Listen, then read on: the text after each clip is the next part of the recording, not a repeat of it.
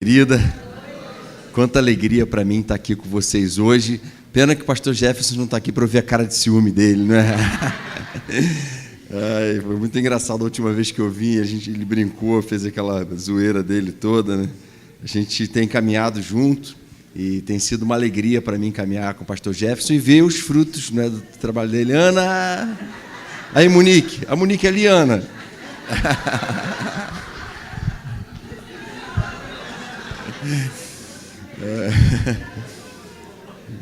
E a gente louva muito. Que isso? Ó, depois do culto a gente conversa então. Vamos resolver isso. Mas a gente fica muito contente, né, não só por essa bênção da reforma da igreja, porque isso é claro que evidencia, né, aquilo que Deus tem feito aqui. É uma das evidências, não é? Mas por a gente ver tanta gente firme aí na rocha, caminhando junto como comunidade. E comunidade é assim, a gente supera junto as crises, as lutas, a gente aprende junto com o erro um do outro.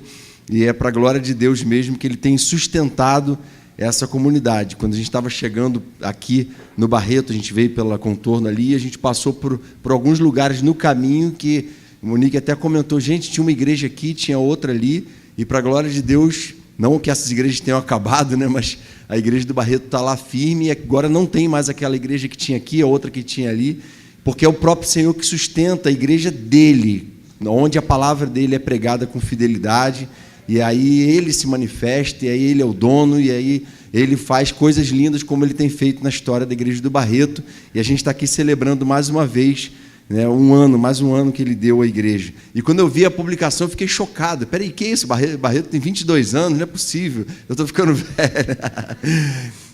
Quando a gente chegou aqui, a igreja talvez tinha acho que 9 anos, 8 ou 9 anos, estava bem no início, né? Então, gente, para mim é uma alegria realmente muito grande estar aqui. Depois, quem ainda não deu um abraço, Monique está ali, Isaac e Marina saíram.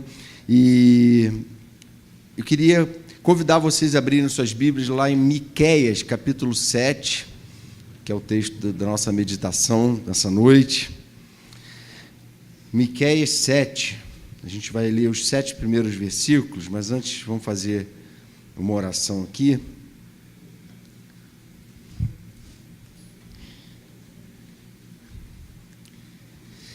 Vamos orar?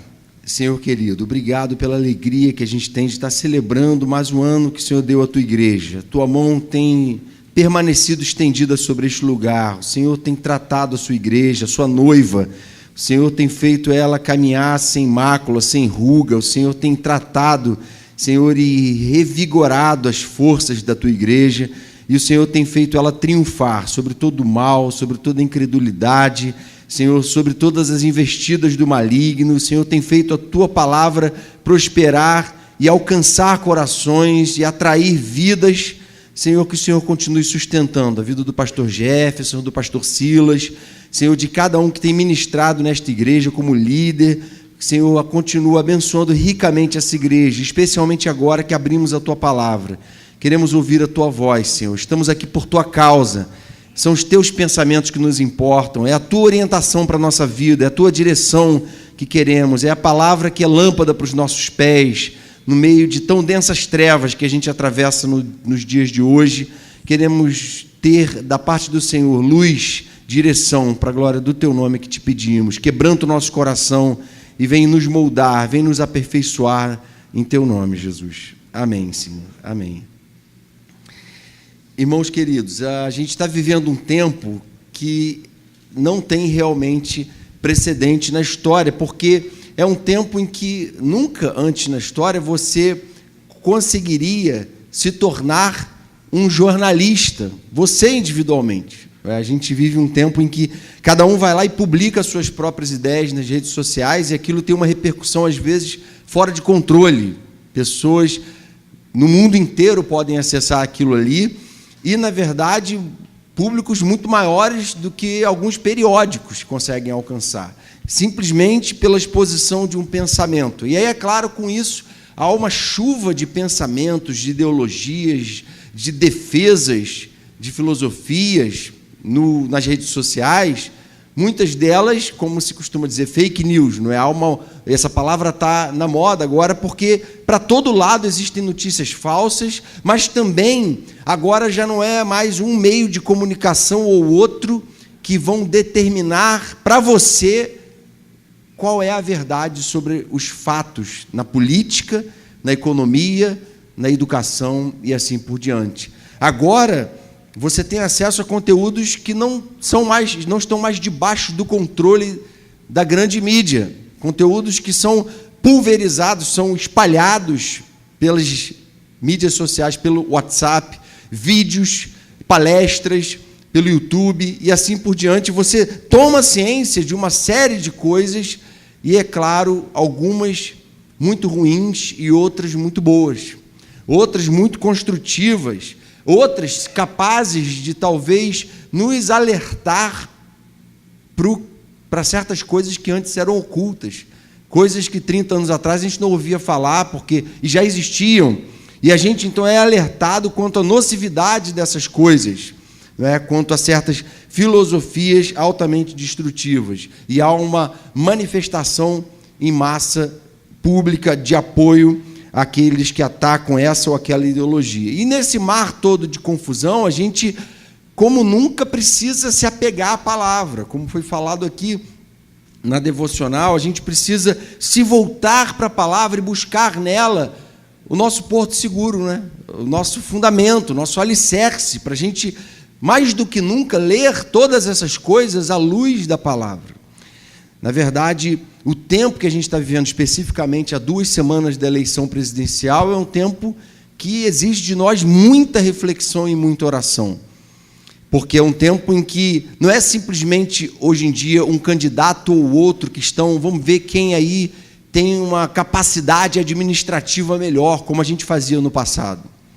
Agora, cada candidato está trazendo consigo ideologias, algumas delas terríveis e destrutivas para a Igreja de Jesus. Ideologias que já destruíram o cristianismo em certos países, que já atentaram contra a liberdade de culto em certos países, ideologias que feriram frontalmente o alicerce da fé, os princípios de pureza pregados e encarnados por Jesus. E aí, nesse mar de candidatos aí, a gente precisa conhecer as propostas de cada um, a gente precisa parar e refletir sobre isso.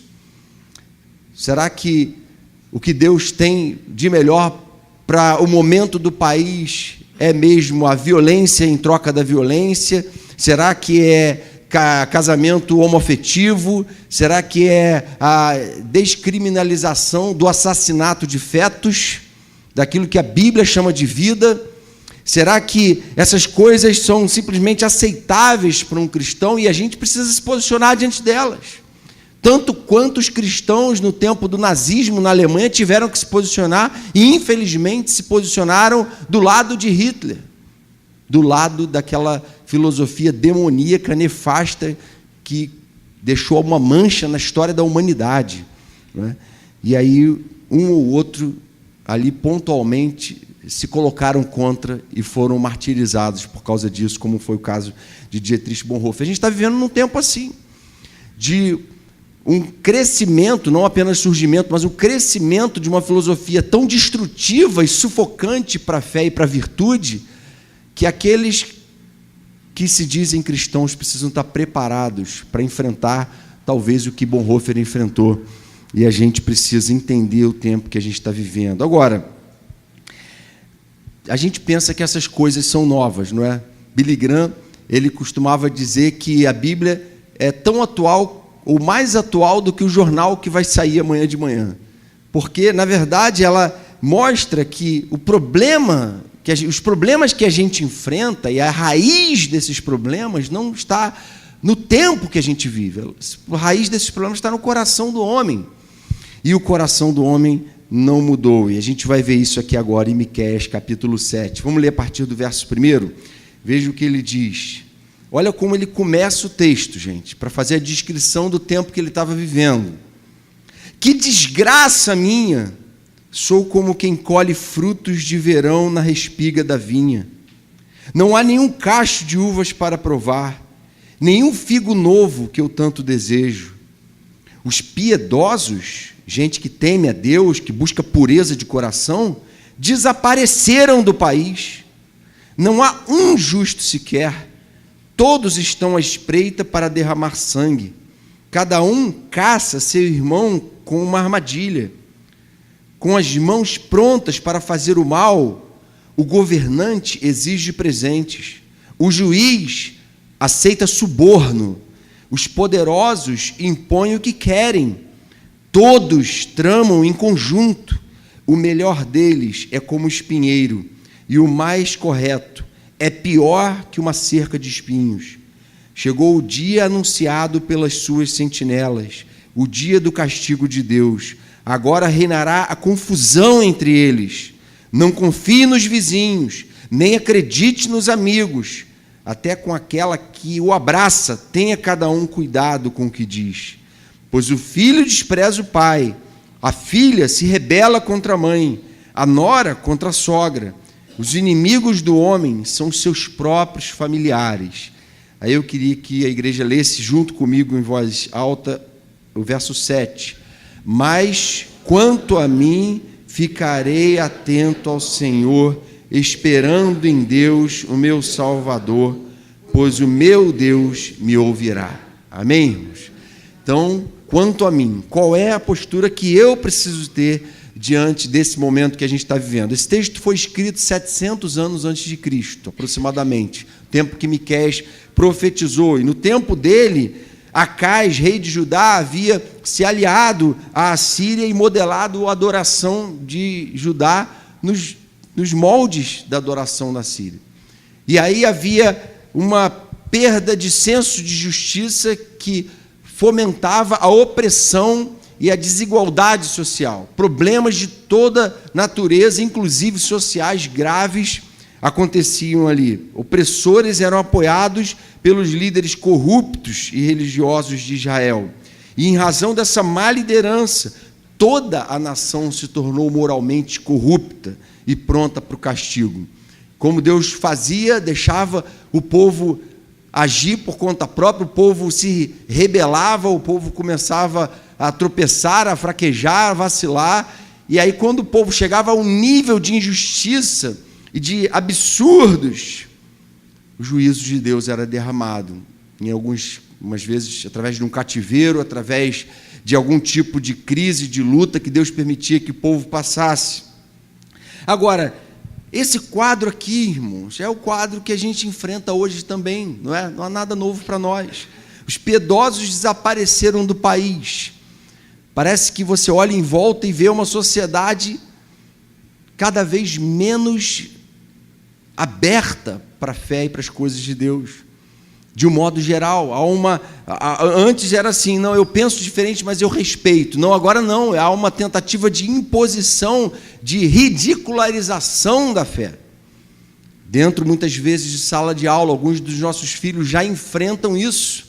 Esse tipo de ridicularização, muitas vezes, a gente ouve na igreja, não por parte de colegas, não, por parte de professores mesmo, que militam dentro de uma ideologia ateísta e avessa a Deus, que procura implementar um status de liberalidade, de permissividade, de ditadura do prazer, de ditadura do homem se impondo e dizendo o que é ou não moral, ou mesmo desprezando todo e qualquer conceito de moralidade. Cada um caça o seu irmão, não há lealdade fraterna. Os governantes exigem presentes, juízes subornos. O Supremo Tribunal Federal é uma vergonha para o nosso país. Envergonha todos nós.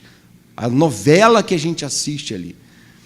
Um tribunal superior que deveria ser, uma ferramenta jurídica do legislativo, se torna uma ferramenta política para interesses inescrupulosos. E essa é uma coisa que é descarada, não existe um pudor em relação a isso. A escolha daqueles homens é uma escolha política e as consequências são o tempo inteiro políticas. Não há isenção, há jogo de interesses o tempo todo. Não acredite nos amigos, falta gente com caráter. cuidado com o que diz, até mesmo com aquela que o abraça.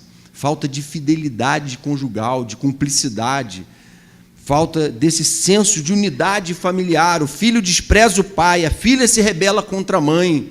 E a gente vai vendo a sociedade se desmanchar nesse mar de imoralidade, que a gente não estranha vindo de um mundo sem Deus. A gente estranha vindo, muitas vezes, de dentro da própria igreja. Os nossos lares serem afetados por esse tipo de infidelidade, por esse tipo de permissividade, de corrosão. E aí, Salomão lembra a gente, em Eclesiastes 1:9, o que foi tornará a ser, o que foi feito se fará novamente. Não há nada novo debaixo do sol. Não é? O que aconteceu 2.700 anos atrás está acontecendo hoje. O problema está no coração. Sem conhecer a maioria aqui dos que... Perdão, talvez eu conheça até a maioria, não sei, né? Mas conhecendo pelo menos a metade aqui dos irmãos, eu diria que é possível que você esteja hoje enfrentando uma dessas lutas, um desses dramas aqui relatados, ou outros que eu não citei aqui, o que o texto não cita, por conta desse tempo tenebroso que a gente vive. É possível que você hoje viva apertado e estressado por conta de uma competitividade dentro do ambiente de trabalho, você viva dentro de um estresse, de uma insatisfação constante, porque você de algum modo está contaminado com uma mentalidade consumista, de que eu só tenho valor se eu tenho, e eu preciso ter, e eu não tenho como ter. Uma sensação de impotência e fracasso, porque você não conseguiu alcançar os seus sonhos numa perspectiva humana, quando, na verdade, o que falta é a consciência do projeto de Deus e daquilo que, de fato, vale diante de Deus. O conhecimento daquilo que Jesus falou: olha, vocês estão buscando coisas que, na verdade, eu já dei para vocês, não é? Eu já supri vocês largamente de tudo que vocês precisavam.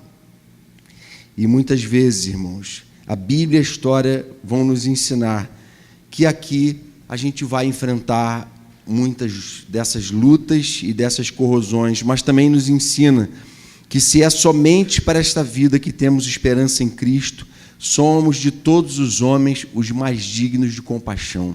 Nosso lar não é aqui, amém? Nosso lar não é aqui, nossa esperança não está neste mundo.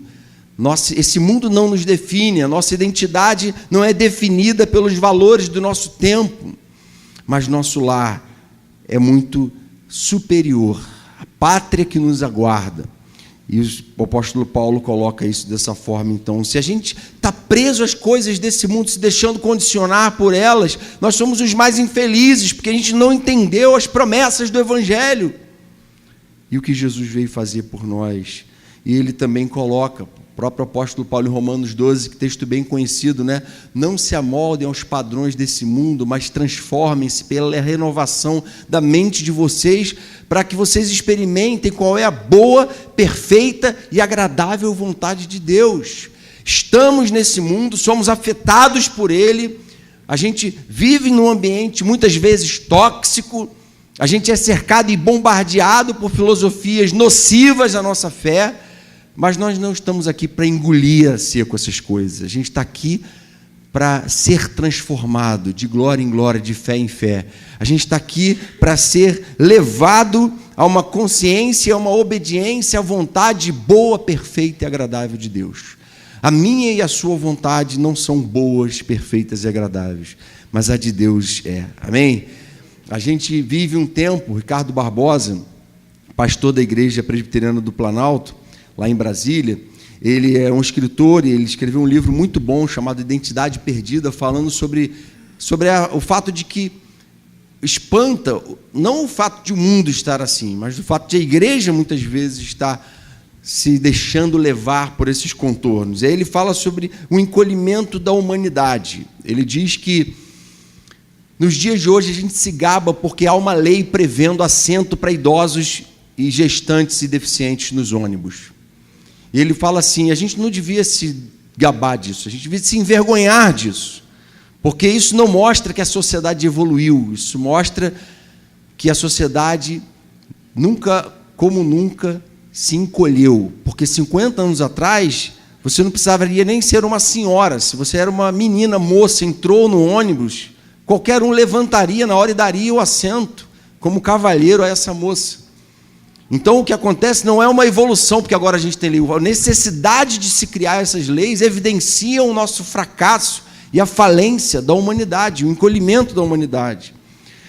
As figuras mais repulsivas que a gente encontra são as figuras mais louvadas e exaltadas. Olha o que ele diz: a mediocridade é uma marca da nossa cultura. Vivemos cercados de celebridades fúteis, políticos inescrupulosos e estúpidos, negociantes ambiciosos e desumanos, religiosos vulgares e narcisistas. Por todo lado que olhamos, não encontramos alguém que nos inspire, que vale a pena imitar, que nos desperte para algo maior, mais sublime, mais real. É claro que eles existem, mas ninguém se importa com eles. Eles não têm like no Facebook, eles não têm tantos seguidores no Instagram, porque eles ficam postando pensamentos que foram extraídos da palavra de Deus, né? De valores eternos do reino dele, daquilo que Jesus viveu e encarnou. Isso não dá publicidade, isso não vende. E a lógica é a lógica de mercado. O que vende, seja lá... Vou falar, perdão da palavra, irmãos, a porcaria que for, isso vende. Então, isso está aí disponível, isso tem popularidade. E a gente vê, muitas vezes, jovens e adolescentes das nossas próprias igrejas nessa disputa por likes, né? Fazendo fotos e publicando fotos sensuais com sede de autoafirmação, porque não entenderam quem são e qual é a sua identidade como filho e filha de Deus no meio dessa geração corrompida, pervertida e corrupta, na qual nós somos chamados a brilhar como luzeiros. Amém, irmãos? E isso tem acontecido. E aí isso é que ele fala que espanta ele. Não é o fato de o mundo sem Deus buscar na imoralidade sexual, na promiscuidade sexual, nas drogas, na ganância, o sentido para a vida.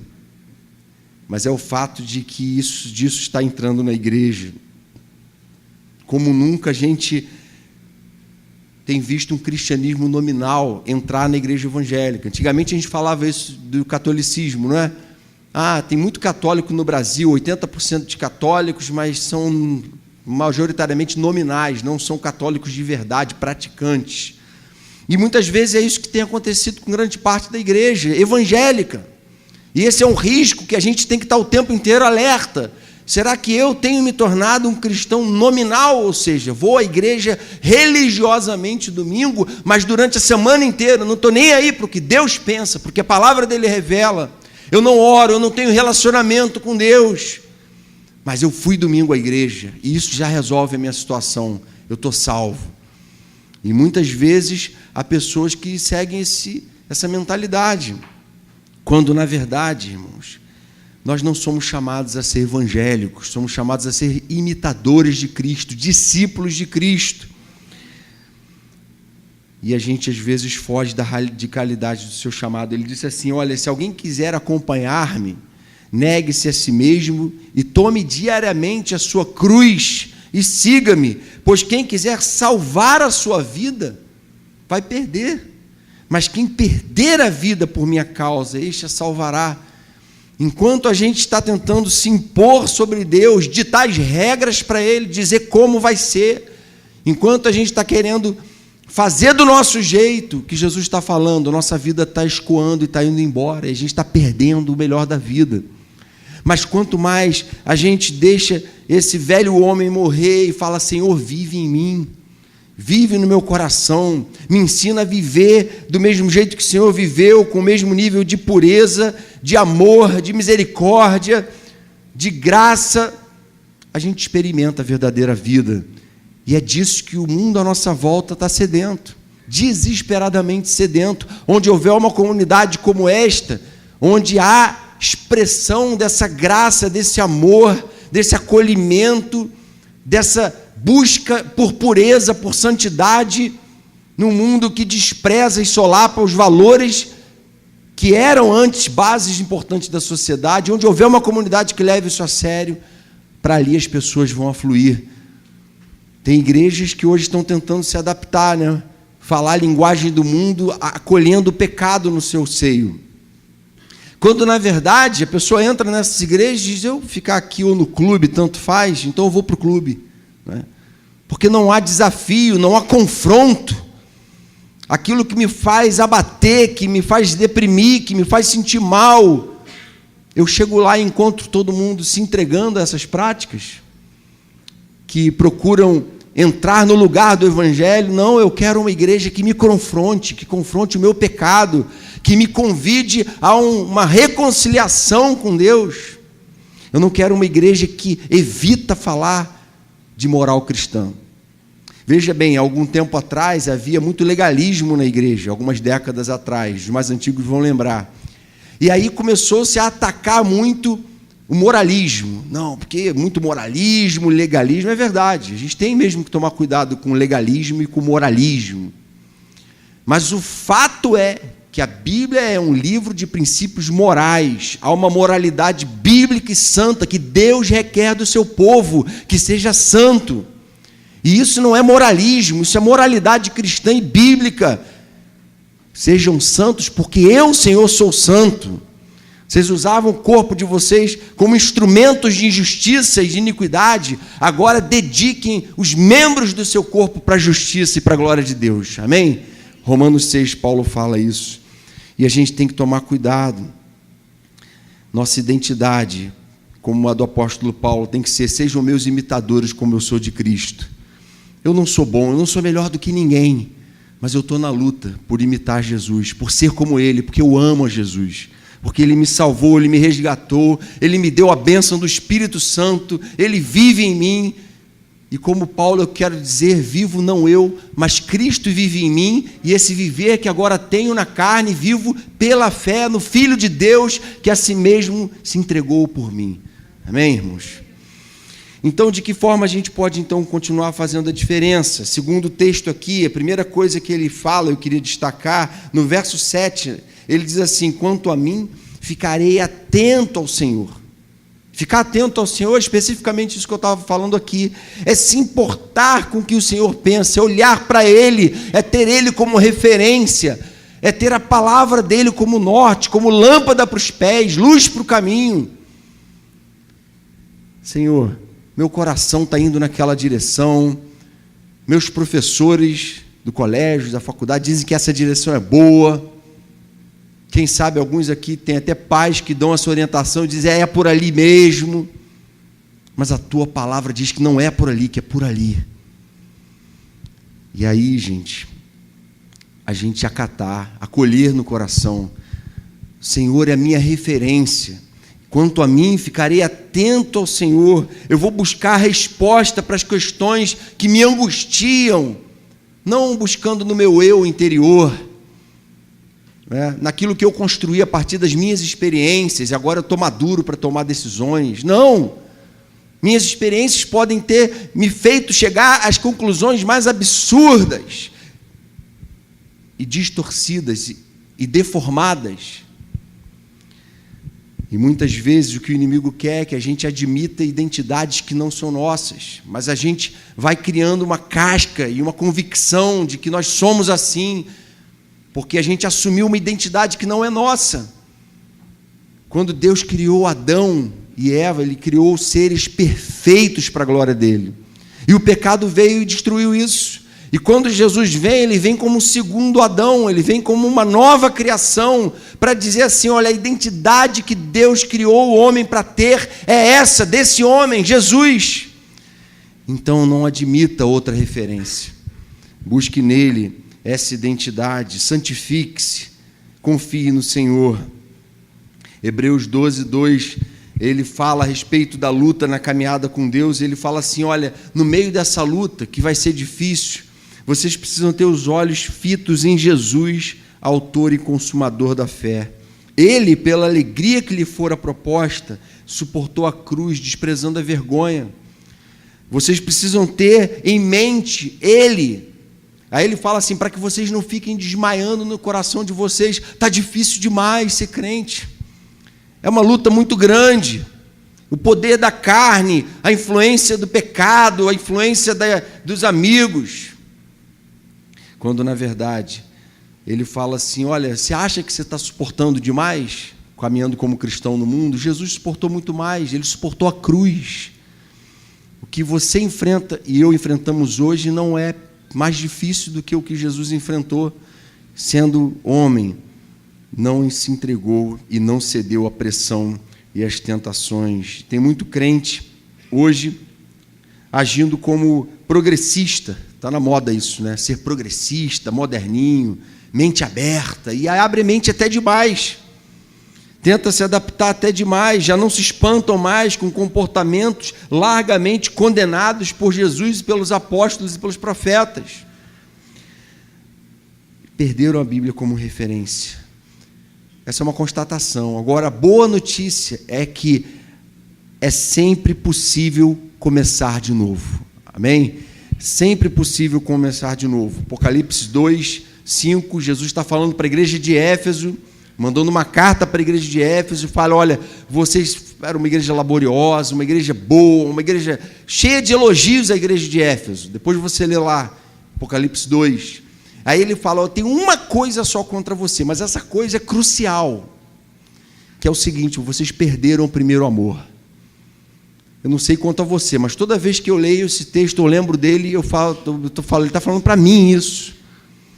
Porque às vezes a gente tem uma vida de crente normal, está fazendo, está acontecendo, mas e o primeiro amor? O que está acontecendo?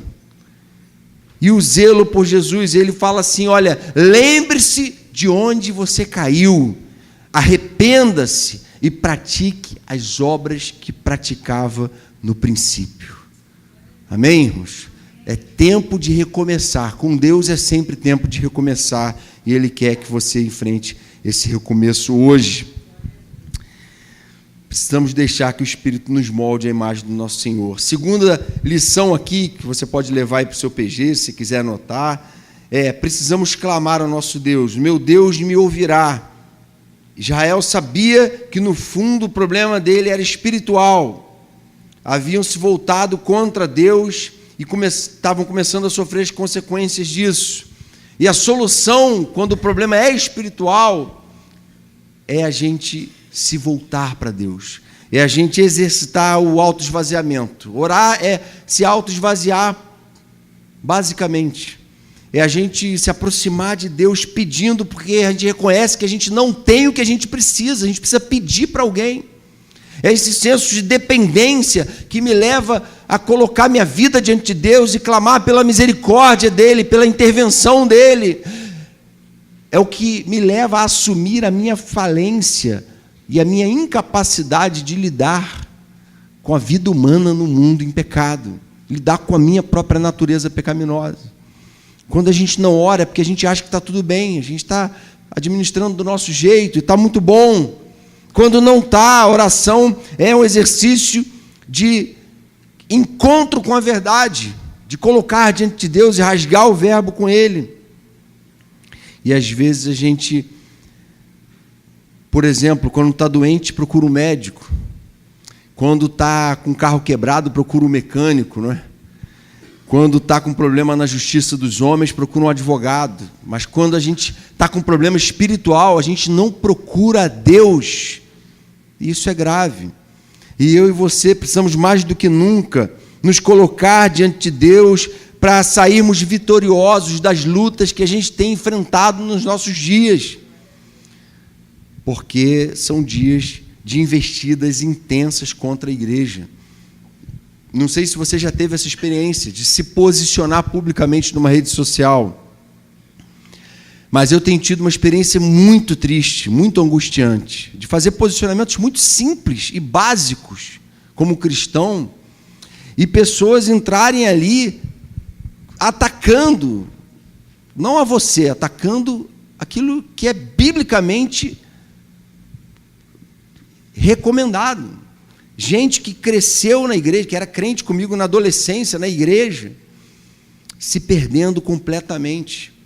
Gente que já sentindo coceira nos ouvidos, não suportam a sã doutrina, como o apóstolo Paulo falou, cercar-se-ão de mestres, segundo o seu próprio entendimento. E é o que a gente tem visto no nosso tempo. Como é que a gente consegue lidar com isso, se não com muita oração, se colocando diante do altar de Deus e buscando alimentar a nossa alma? Jesus falou: peçam, lhes será dado, busquem, encontrarão, batam e a porta será aberta. Eu quero ter um relacionamento com vocês, eu quero que vocês me busquem. Acaso Deus não fará justiça aos seus escolhidos que clamam a Ele dia e noite? Continuará fazendo-os esperar? Eu lhes digo, Ele lhes fará justiça e depressa. Deus está assim interessado na minha e na sua causa, Ele está interessado no Brasil e no momento que a gente está vivendo. E Ele está interessado em resolver o caos que pode estar cercando você, que pode estar à sua volta. Ele está, sim, preocupado com isso. Então, a oração é um relacionamento com Deus em sua forma mais fundamental. Se a igreja quer fazer a diferença, ela precisa se levantar como um povo que ora. Ela precisa ficar atenta ao seu Deus, reconhecer o seu senhorio. E ela precisa se levantar como um povo que ora.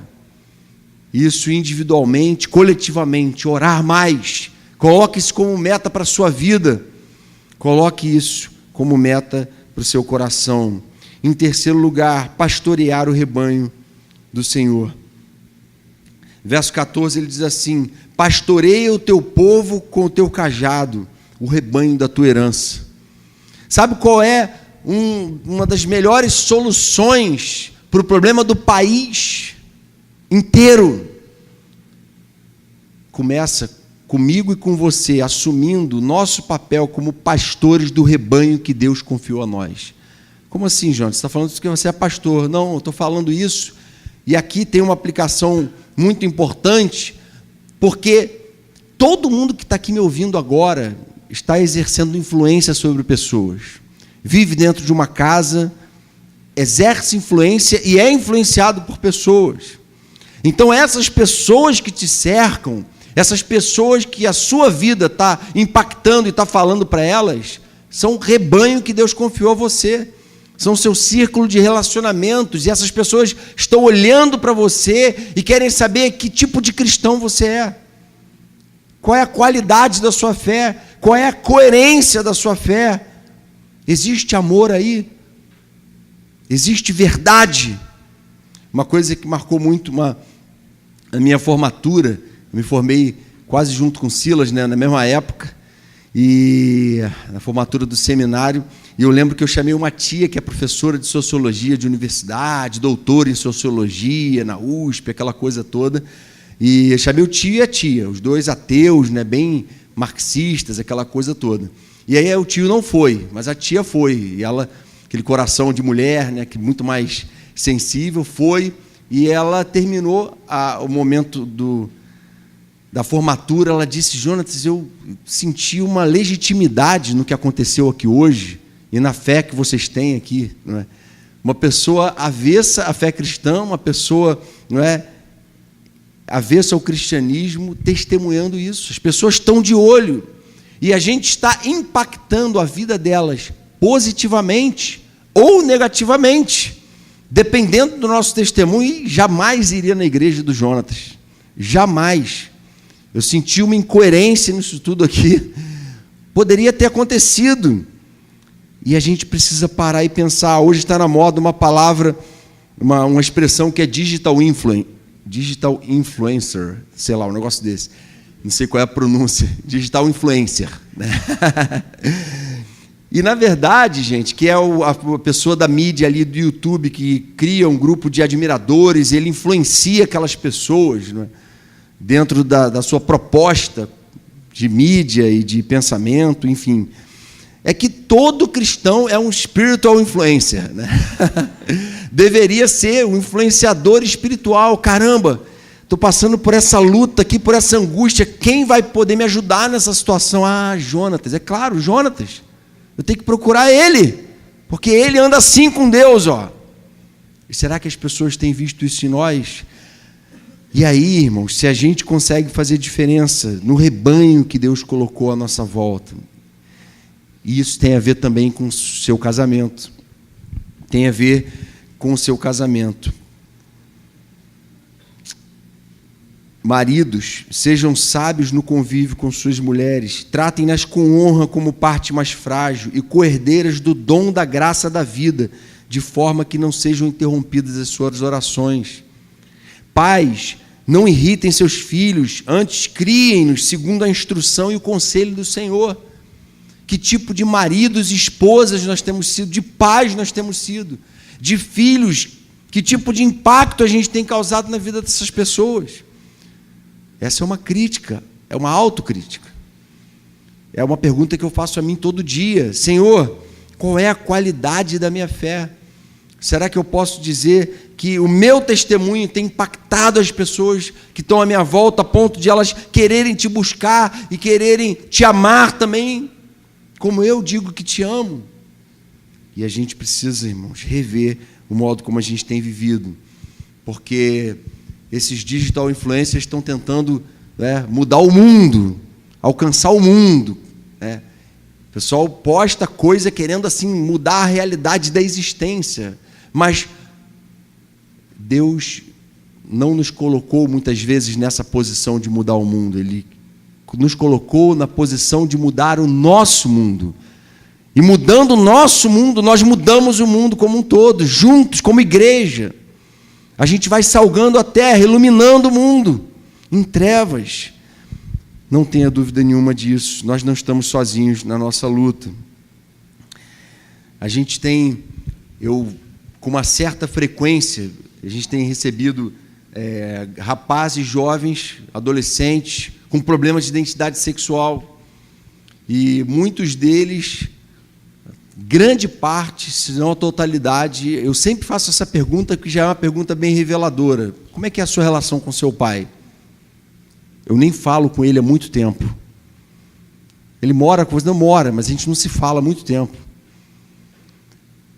Isso revela para nós o peso e a importância que o nosso papel hoje tem. Nunca subestime o papel que você tem na vida do seu filho, da sua filha, do seu marido, da sua esposa. Sabe aquela frase, por trás de todo grande homem existe uma grande mulher? Está ali sentada. Ela é extremamente verdadeira. Por trás de toda grande mulher existe um grande homem, porque a pessoa está influenciando, impactando positivamente, alimentando e edificando a vida do outro. Há uma cooperação. Pastoreie o seu rebanho com zelo e responsabilidade. Você que exerce o ministério na igreja, para a glória de Deus, seja zeloso, seja dedicado, seja um exemplo para toda a comunidade no que você tem feito. E, por fim, espere no Deus da nossa salvação. Ele diz assim: ficarei atento ao Senhor, esperando em Deus, o meu Salvador. Esperança, em primeiro lugar, de reaver as conquistas perdidas para o pecado. No verso 15 ele diz assim: como nos dias em que você saiu do Egito, ali mostrarei as minhas maravilhas. O povo de Israel estava ali refletindo sobre as perdas que eles haviam tido. Coisas maravilhosas tinham sido experimentadas e tudo tinha sido posto a perder. Mas não foi para isso que Jesus morreu por nós na cruz. Ele morreu por nós na cruz, não para que a gente seja profeta do caos. Profeta do caos é aquele que fica só falando do mal do mundo, e o caos, e está tudo ruim, e está tudo perdido, mas nós somos chamados a ser profetas no caos, que vai pregar a esperança, que vai propagar a mensagem de esperança do Evangelho. Não importa quem vai ganhar as eleições, importa é que o povo de Deus continue a se colocar aos seus pés, amém? Porque Ele vai responder, Ele vai garantir para o nosso país um futuro. Não importa que desgraça eu e você tenhamos feito no passado, importa que estamos hoje aqui juntos diante do trono da graça de Deus, amém? Verso 18 ele diz assim: quem é comparável a ti, ó Deus, que perdoas o pecado e esqueces a transgressão do remanescente da sua herança? tu que não permaneces irado para sempre, mas tens prazer em mostrar amor. Tem gente que fala assim, João, essas profecias do Antigo Testamento são pesadas demais, não é verdade? Ainda bem que agora a gente está num outro tempo, Jesus veio e fez a sua obra na cruz por nós. Mas se você estudar as profecias do Antigo Testamento, pode pegar as mais pesadas. Você vai ver lá Isaías talvez seja um dos mais pesados. Você vai ver que a metade do livro ele desce o peso da mão de profeta, e, na verdade, durante 2 terços, e o último terço do livro, ele fala sobre o projeto de reconstrução, de bênção de Deus para o remanescente que se voltasse para Ele em obediência. É sempre assim, irmãos. Não importa a desgraça que tenha acontecido, com Deus é sempre tempo de ação da misericórdia e da graça dEle, é tempo de recomeçar, de reconstruir. E é essa igreja que não fica focada no que está dando errado, no que deu errado, mas fica focada no que vai dar certo. É a igreja que vai fazer diferença. Amém, irmãos? Eu lembro quando eu comecei aqui, a gente tinha uma série de dificuldades no início, eu no início do ministério também, tendo que fazer aquelas leituras e uma série de coisas. Eu era tentado, muitas vezes, a trazer para o púlpito problemas, e ficar atacando problemas, e ficar expondo problemas. E aí Deus várias vezes falou ao meu coração, não é isso. Se você ficar falando de problema, você vai ser profeta do caos, vai propagar o caos. Você tem que ser profeta no caos, você tem que falar da mensagem de esperança do Evangelho.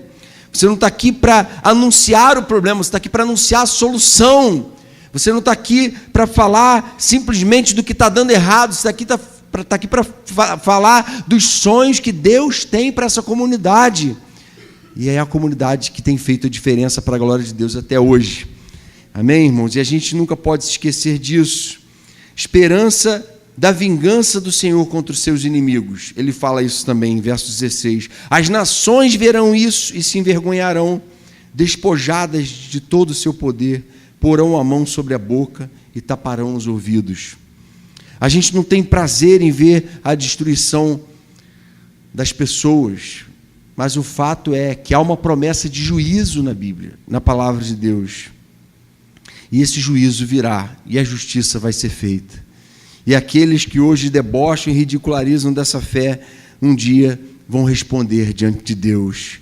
Jesus diz em João 16:33, para a gente guardar no coração, neste mundo vocês terão aflições, mas tenham um bom ânimo, eu venci o mundo. Amém, irmãos? Ou seja, o mundo é um lugar de aflições, mas ele já venceu o inimigo das nossas almas, ele já venceu tudo de pior que pudesse acontecer a nós, a condenação eterna já foi superada por ele na cruz. Eu e você temos tudo para viver sonhando e fazendo a diferença no lugar que ele nos colocou, para a glória dele. Amém, irmãos? Que seja assim com a igreja do Barreto, que seja assim com a minha e com a sua vida, e que Deus continue governando, reinando soberano sobre nós. Vamos orar?